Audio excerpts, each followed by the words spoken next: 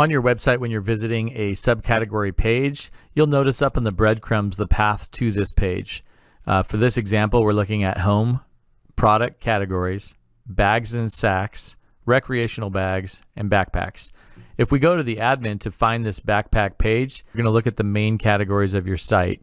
Being that this subcategory that we were just looking at is about 5 levels deep, one way to get to it is a very long path, but I'll show you really quick. Under product categories, we're going to visit the subcategories. And then bags and sacks, we're going to visit those subcategories. Under recreational bags, the same thing. We'll view the subcategories here.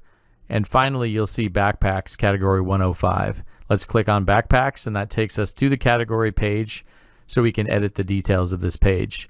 One way to do this is if you're on the category page, you can go up to the URL string and copy the CID. CID stands for category ID. And in this case, it's 105. Let's copy that to the clipboard. We'll go into the admin and back to the category list.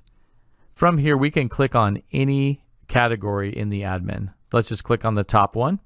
Up top in the URL string, we'll see the ID for this category is 2. Let's go ahead and just delete 2, and we'll paste from our clipboard 105. Hit enter, and this jumps us right ahead to the subcategory page, backpacks. You'll see over to the right, category ID 105. So we're on this page now, and that's a very quick shortcut to get to your subcategory that could be 5 to 10 layers deep within other subcategories. Hope this quick video helped you out.